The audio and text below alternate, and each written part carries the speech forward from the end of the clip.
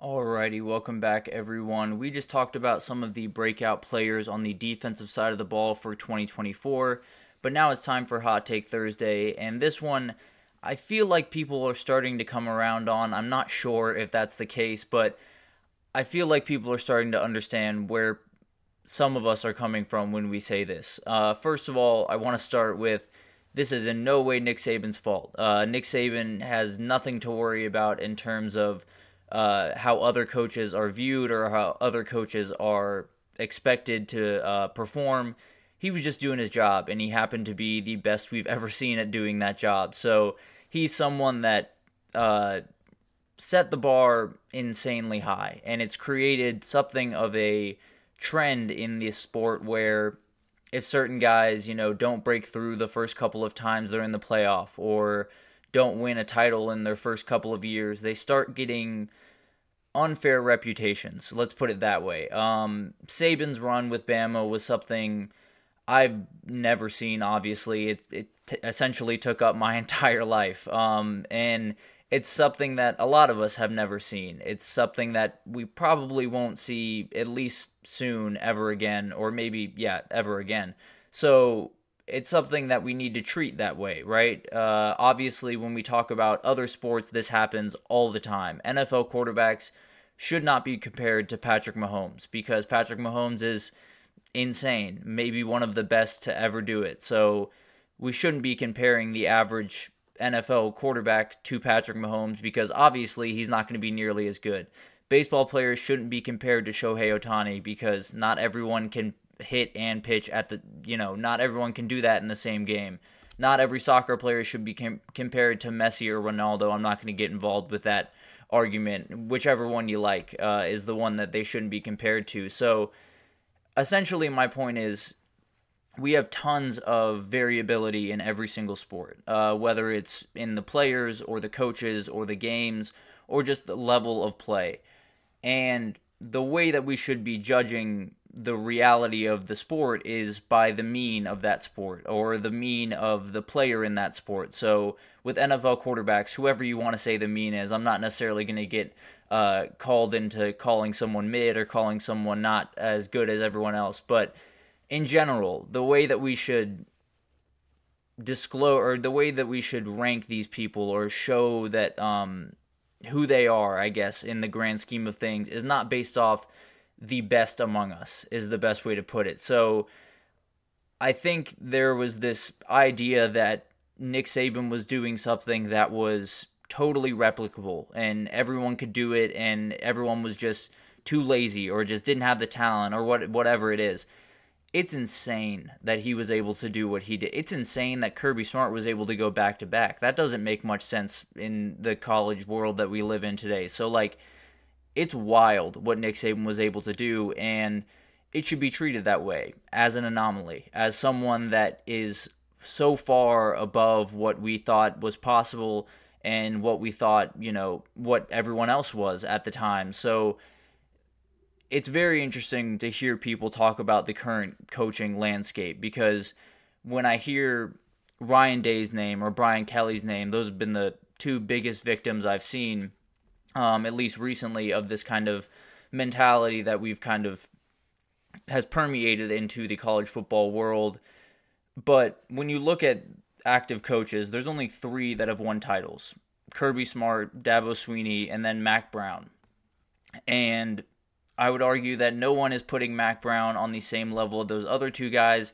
I don't think they're putting Mac Brown above Kalen DeBoer or Steve Sarkisian or Mike Norvell. The list could go on. Mac Brown is a fantastic coach and obviously etched his name into history in 2005 with Texas and Vince Young. But at the end of the day, winning a title doesn't necessarily automatically mean you are the best coach. The same way not winning a title doesn't necessarily mean you're not among the best coaches in the country. So this one is going to be, it's a little bit tough because I think there's a lot of people that would argue, if you're the elite of the elite and you've been there a number of times, like Lincoln Riley is a great example, been to the playoff, I believe 4 times, is 0-4 in those times that he's gone.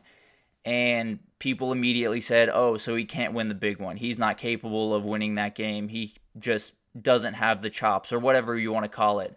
But at the end of the day, he's a play away in that Rose Bowl game against Georgia. Obviously came out on the wrong side, but was very close to winning that game. Ran into an absolute buzzsaw in 2019 that we don't need to talk about in LSU. But the reality is this game is really, really hard. And winning a ton of games is really, really hard. The same way when people talk about Mike Norvell and Florida State last season, they say, well, you got taken to the woodshed in the Orange Bowl, so the entire year doesn't matter.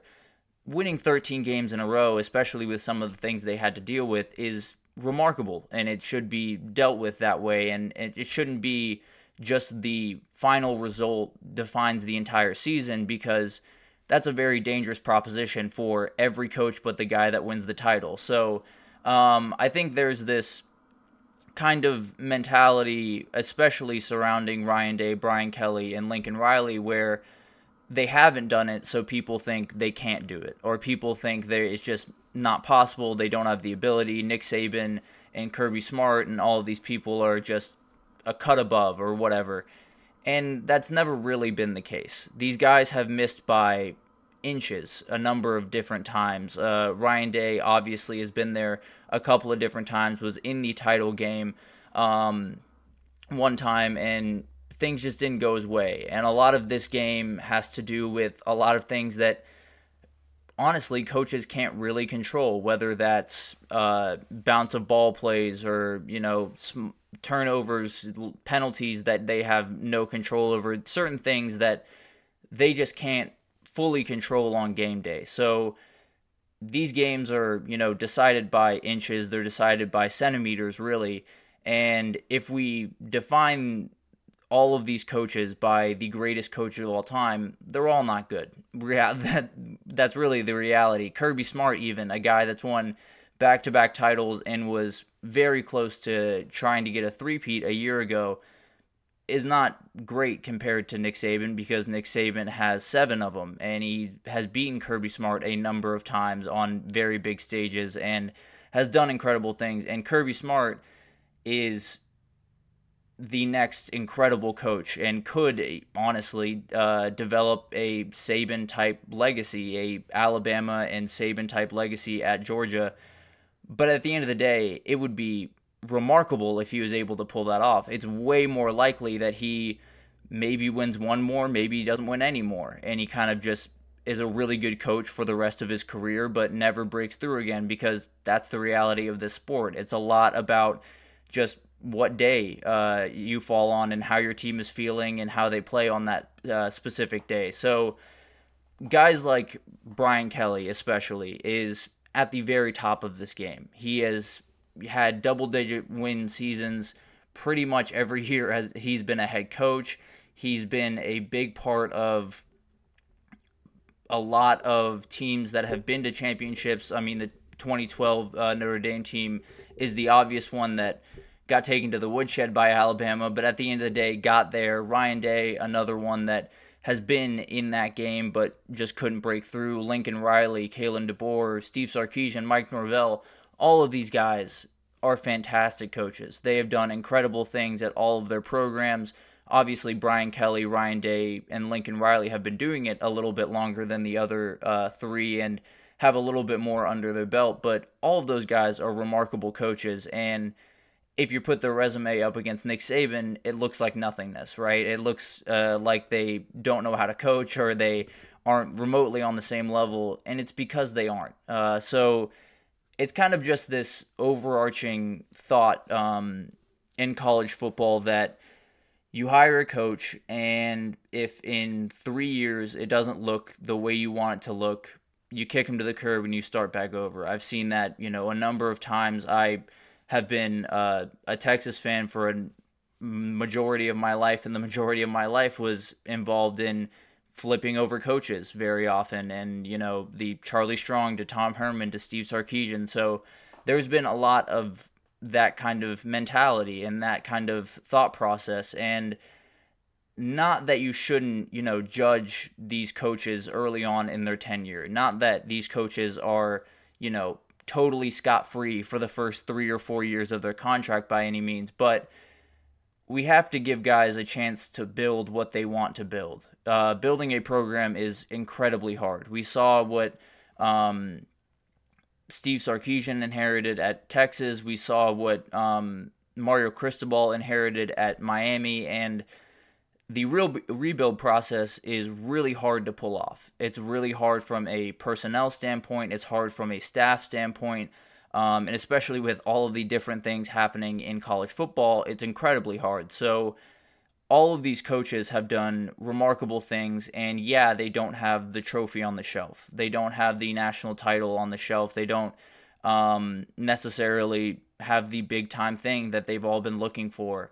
But at the end of the day, one of the big-time hurdles for that, Nick Saban has gotten out of the way. The two guys that have gotten to multiple titles during this time are Kirby Smart and Dabo Swinney. I had them 1 and 2 in my coaches rankings for that reason, because winning titles during this era has been something that is not easy to do remotely, and those guys in particular had to go through Saban to do it in a lot of instances. So I think those guys obviously deserve the utmost respect and are at the very top of this sport, but the second group is still a remarkable group of coaches and a remarkable group of developers and decision makers and do incredible things. But there's been an Achilles heel, and as we all have seen, a lot of the time, it's been the defensive side of the ball. Last year, Brian Kelly had Jaden Daniels on his team. He was one of the most electric players in the country. The Heisman winner, did incredible things, and